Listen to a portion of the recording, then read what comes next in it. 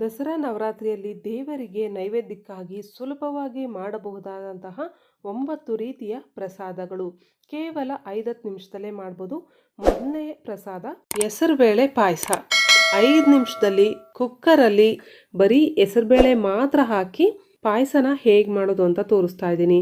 ಒಂದು ಬೌಲಲ್ಲಿ 1 ಕಪ್ ಹೆಸರುಬೇಳೆ ಹಾಕಿ ನೀರಲ್ಲಿ ವಾಶ್ ಮಾಡ್ಕೋಬೇಕು. ಈ ರೀತಿ ಕೈಯಲ್ಲಿ ರಬ್ ಮಾಡ್ತಾ 2 ಟೈಮ್ ಈ ರೀತಿ ವಾಶ್ ಮಾಡಿ ಆದಮೇಲೆ ಇದನ್ನು ಕುಕ್ಕರಲ್ಲಿ ಹಾಕಿ 1 ಕಪ್ ಹೆಸರುಬೇಳೆಗೆ 2 ಕಪ್ ನೀರು ಹಾಕಿ ಮುಚ್ಚಳ ಮುಚ್ಚಿ 3 ವಿಸಿಲ್ ಹಾಕ್ಸ್ಕೊಳ್ಳಿ. ಅದು ಬೇಯುವಷ್ಟರಲ್ಲಿ ಈ ಕಡೆ ಫ್ರೈ ಪ್ಯಾನಲ್ಲಿ 1 ಸ್ಪೂನ್ ತುಪ್ಪ ಹಾಕಿ ಗೋಡಂಬಿ ದ್ರಾಕ್ಷಿ ಹಾಕಿ ಲೋ ಫ್ಲೇಮಲ್ಲೇ ಹುರ್ಕೋಬೇಕು. ಯಾವುದೇ ಕಾರಣಕ್ಕೂ ಸೀಸಬಾರ್ದು. ಇದನ್ನ ಹುರಿದು ಒಂದು ಪ್ಲೇಟಲ್ಲಿ ಹಾಕಿ ಎತ್ತಿಡಿ. ಈಗ ಇದೇ ಪ್ಯಾನ್ಗೆ 3/4 ಕಪ್ ಅಷ್ಟು ಬೆಲ್ಲ ತೊಗೊಂಡಿದ್ದೀನಿ. ಅರ್ಧ ಕಪ್ ನೀರು ಹಾಕಿ ಬೆಲ್ಲನ ಕರಗಿಸ್ಕೋಬೇಕು. ಈ ರೀತಿ ಕರಗಿ ಆದಮೇಲೆ ಇದನ್ನು ಸೈಡ್ಗೆ ಎತ್ತಿಡಿ. 1 ಕಪ್ ಹೆಸರುಬೇಳೆಗೆ 3/4 ಕಪ್ ತೊಗೊಂಡಿದ್ದೀನಿ. ನಿಮ್ಗೆ ಸ್ವೀಟ್ ಜಾಸ್ತಿ ಬೇಕು ಅನ್ನೋ ಆಗಿದ್ರೆ 1 ಕಪ್ ಹೆಸರುಬೇಳೆಗೆ 1 ಕಪ್ ಬೆಲ್ಲ ಹಾಕ್ಕೊಳ್ಳಿ. ಈ ಕಡೆ ಬೇಳೆನೂ ಸಹ ಬೆಂದಿದೆ. ಸೌಟಲ್ಲಿ ಮಿಕ್ಸ್ ಮಾಡಿದ್ರೇ ಇದು ಸ್ಮ್ಯಾಶ್ ಆಗೋಗುತ್ತೆ, ಮಸಿಯೋ ಅವಶ್ಯಕತೆ ಇಲ್ಲ. ಇದರಲ್ಲಿ ಈಗ ಬೆಲ್ಲನ ಸೋಸಿ ಹಾಕಿ ಚೆನ್ನಾಗಿ ಮಿಕ್ಸ್ ಮಾಡಿ ಲೋ ಫ್ಲೇಮಲ್ಲಿ ಇಟ್ಕೊಂಡಿರಬೇಕು. ಈಗ ಈ ರೀತಿ ಚೆನ್ನಾಗಿ ಮಿಕ್ಸ್ ಮಾಡಿ ನೋಡಿ, ಕನ್ಸಿಸ್ಟೆನ್ಸಿ ಕರೆಕ್ಟಾಗಿದೆ. ಈಗ 1/4 ಸ್ಪೂನ್ ಏಲಕ್ಕಿ ಪೌಡರು, ಅರ್ಧ ಕಪ್ಪು ತುರಿದಿರುವಂಥ ಹಸಿ ತೆಂಗಿನಕಾಯಿ ಹಾಕಿ ಚೆನ್ನಾಗಿ ಮಿಕ್ಸ್ ಮಾಡಿ. ನಾವು ಯಾವುದೇ ಸ್ವೀಟ್ ಮಾಡಿದ್ರೂ ಕಂಪಲ್ಸರಿಯಾಗಿ ಹಸಿ ತೆಂಗಿನಕಾಯಿ ಹಾಕ್ತೀವಿ. ಹಸಿ ತೆಂಗಿನಕಾಯಿ ಹಾಕೋದ್ರಿಂದ ಪಾಯಸದ ರುಚಿ ಮತ್ತಷ್ಟು ಜಾಸ್ತಿ ಆಗುತ್ತೆ. ಈಗ ಫ್ರೈ ಮಾಡಿ ಇಟ್ಕೊಂಡಿರುವಂತಹ ಡ್ರೈ ಫ್ರೂಟ್ಸ್ ಹಾಕಿ ಚೆನ್ನಾಗಿ ಮಿಕ್ಸ್ ಮಾಡಿ.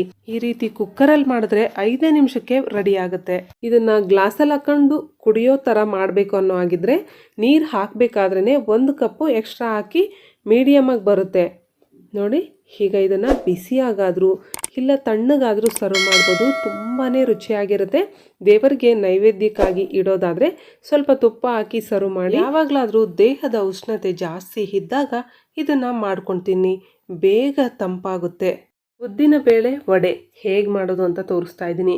ಈ ರೀತಿ ಉದ್ದಿನಬೇಳೆ ವಡೆ ಮಾಡಿದ್ರೆ ಎಷ್ಟೊತ್ತಿಟ್ಟು ಸಹ ಗರಿಗರಿಯಾಗೇ ಇರುತ್ತೆ. ಕರೆಕ್ಟ್ ಶೇಪು, ಟೇಸ್ಟು, ಟೆಕ್ಸ್ಚರು ಎಲ್ಲ ಪರ್ಫೆಕ್ಟಾಗಿರುತ್ತೆ. ಹಾಗಾದರೆ ಟ್ರೈ ಮಾಡ್ತೀರಾ? 1 ಕಪ್ಪು ಉದ್ದಿನಬೇಳೆನ ಚೆನ್ನಾಗಿ ವಾಶ್ ಮಾಡಿ ನೀರಲ್ಲಿ 2-3 ಸತಿ, ಆನಂತರ ಸ್ವಲ್ಪ ನೀರು ಹಾಕಿ 4 ಗಂಟೆಗಳ ಕಾಲ ನೆನೆ ಹಾಕಬೇಕು.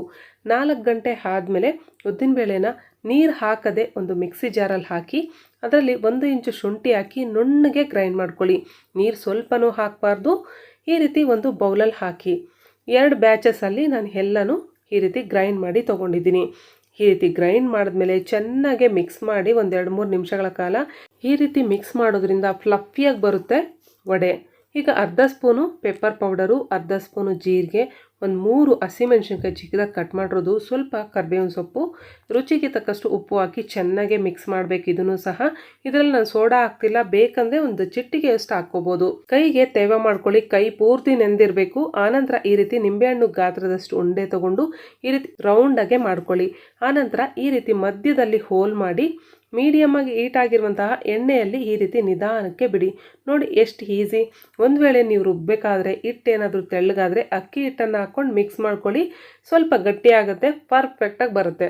ಈಗ ಮೀಡಿಯಮ್ ಫ್ಲೇಮಲ್ಲೇ ಈ ವಡೆನ ಈ ರೀತಿ ಬಬಲ್ಸ್ ಎಲ್ಲ ಕಡಿಮೆ ಆಗಿ ಕ್ರಿಸ್ಪಿ ಆ್ಯಂಡ್ ಗೋಲ್ಡನ್ ಬ್ರೌನ್ ಆಗುವವರೆಗೂ ಫ್ರೈ ಮಾಡ್ಕೋಬೇಕು. ಈ ರೀತಿ ಬರ್ತಾ ಇರೋ ಬಬಲ್ಸ್ ಎಲ್ಲ ಕಡಿಮೆ ಆಗಿದೆ ಅಂದರೆ ಇದು ಬೆಂದಿದೆ ಅಂತ ಅರ್ಥ. ಈ ರೀತಿ ಗೋಲ್ಡನ್ ಬ್ರೌನ್ ಆದಮೇಲೆ ಒಂದು ಟಿಶ್ಯೂ ಇರುವಂಥ ಪೇಪರ್ಗೆ ಹಾಕಿ ನೆಕ್ಸ್ಟ್ ಬ್ಯಾಚ್ ಹಾಕಬೇಕಾದ್ರೆ ಎಣ್ಣೆ ಸ್ವಲ್ಪ ಕೂಲಾಗಿರುತ್ತೆ, ಬಿಸಿ ಆದಮೇಲೆ ಹಾಕಿ ಇದೆಲ್ಲನೂ ಮೀಡಿಯಂ ಫ್ಲೇಮಲ್ಲೇ ಫ್ರೈ ಮಾಡ್ಕೋಬೇಕು. ಒಳಗಡೆವರೆಗೂ ಫ್ರೈ ಆಗುತ್ತೆ. ಎಲ್ಲ ಈ ರೀತಿ ಫ್ರೈ ಮಾಡ್ಕೊಂಡಾದ್ಮೇಲೆ ರಸಮ್ಮು, ಚಟ್ನಿ, ಸಾಂಬಾರು ಯಾವುದ್ರ ಜೊತೆಗಾದರೂ ಸರ್ವ್ ಮಾಡಿ ಸೂಪರಾಗಿರುತ್ತೆ. ವಿಡಿಯೋ ಇಷ್ಟ ಆದರೆ ಲೈಕ್ ಮಾಡಿ. ಕಡಲೆಬೇಳೆ ಹಾಕಿ ಅಕ್ಕಿ ಪಾಯಸನ ಹೇಗೆ ಮಾಡೋದು ಅಂತ ತೋರಿಸ್ತಾ ಇದ್ದೀನಿ. ಇದಕ್ಕೆ ಗ್ಯಾಸ್ ಮೇಲೆ ಕುಕ್ಕರ್ ಇಟ್ಕೊಂಡು 3 ಗ್ಲಾಸ್ ನೀರು ಹಾಕಿದ್ದೀನಿ.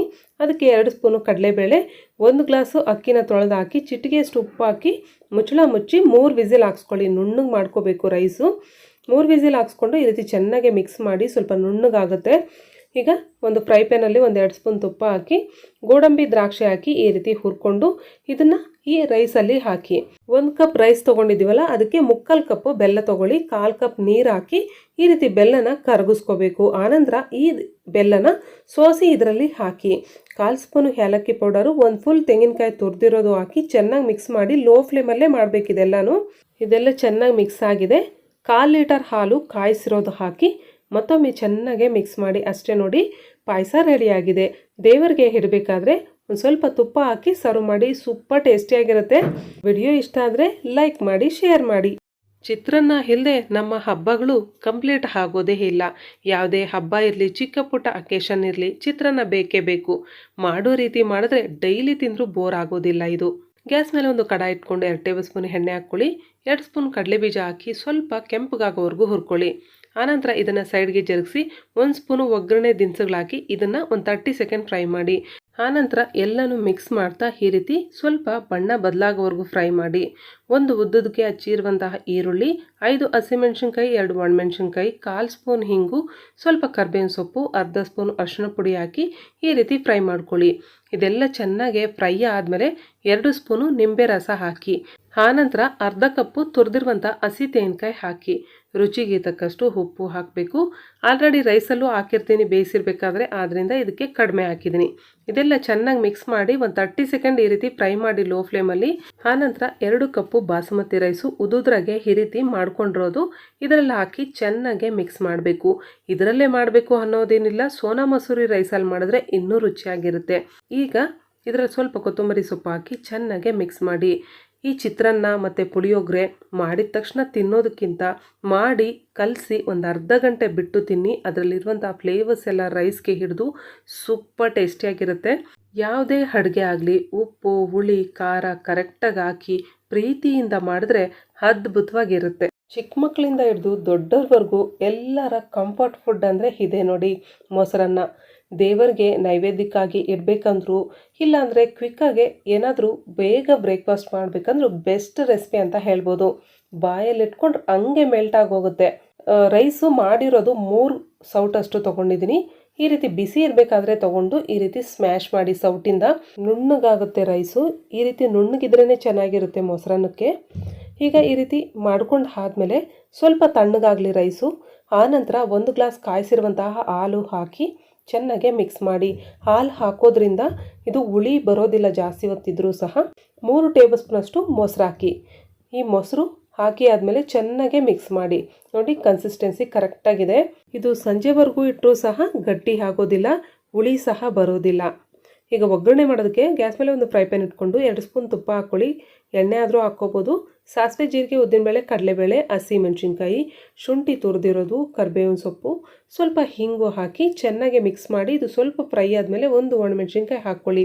ಇದೆಲ್ಲ ಚೆನ್ನಾಗಿ ಫ್ರೈ ಆದಮೇಲೆ ಗ್ಯಾಸ್ ಫ್ಲೇಮನ್ನು ಆಫ್ ಮಾಡಿ ಸ್ವಲ್ಪ ತಣ್ಣಗಾಗೋದಕ್ಕೆ ಬಿಡಿ. ಒಗ್ಗರಣೆ ಬಿಸಿ ಇರೋದೇ ಹಾಕಬಾರ್ದು. ತಣ್ಣಗಾದಮೇಲೆ ಈ ಮೊಸರನ್ನದಲ್ಲಿ ಹಾಕಿ ರುಚಿಗೆ ತಕ್ಕಷ್ಟು ಉಪ್ಪು, 2 ಸ್ಪೂನಷ್ಟು ದಾಳಿಂಬೆ ಬೀಜ, ಸ್ವಲ್ಪ ಕೊತ್ತಂಬರಿ ಸೊಪ್ಪು ಹಾಕಿ ಚೆನ್ನಾಗಿ ಮಿಕ್ಸ್ ಮಾಡಿ. ನೋಡಿ, ನೋಡ್ತಾ ಇದ್ರೇ ಕಲರ್ಫುಲ್ಲಾಗಿ ಮೌತ್ ಮೆಲ್ಟಿಂಗ್ ಆಗಿದೆಯಲ್ವಾ? ಸೂಪರ್ ಟೇಸ್ಟಿಯಾಗಿರುತ್ತೆ. ಟ್ರೈ ಮಾಡಿ. ಇದನ್ನು ದೇವರಿಗೆ ನೈವೇದ್ಯವಾಗಿ ಇಡ್ಬೋದು. ಬ್ರೇಕ್ಫಾಸ್ಟ್ಗೆ ಬೇಗ ಮಾಡಬೇಕಂದ್ರೂ ಮಾಡ್ಬೋದು. ಮೊಸರೊಂದಿದ್ರೆ ಟಕ್ ಅಂತ 5 ನಿಮಿಷದಲ್ಲಿ ಮಾಡ್ಬೋದು. Super easy recipe. ಟ್ರೈ ಮಾಡಿ. ವಿಡಿಯೋ ಇಷ್ಟ ಆದರೆ ಲೈಕ್ ಮಾಡಿ, ಶೇರ್ ಮಾಡಿ. ಮತ್ತೊಂದು ಸ್ಪೆಷಲ್ ರೆಸಿಪಿ ಸೇಮಿಯಾ ಕೇಸರಿ. ಯಾವಾಗಲಾದರೂ ಸ್ವೀಟ್ ತಿನ್ಬೇಕನ್ಸಿದ್ರೆ 10 ನಿಮಿಷದಲ್ಲಿ ಈ ರೀತಿ ಸೇಮಿಯಾ ಕೇಸರಿ ಮಾಡಿ. ತುಂಬಾ ರುಚಿಯಾಗಿರುತ್ತೆ, ಬೇಗನೂ ಆಗುತ್ತೆ. ಈ ಸೇಮಿಯಾ ಕೇಸರಿ ಮಾಡೋದಕ್ಕೆ ಗ್ಯಾಸ್ ಮೇಲೆ ಒಂದು ಕಡಾಯಿ ಇಟ್ಕೊಂಡು 2 ಸ್ಪೂನು ತುಪ್ಪ ಹಾಕ್ಕೊಳ್ಳಿ.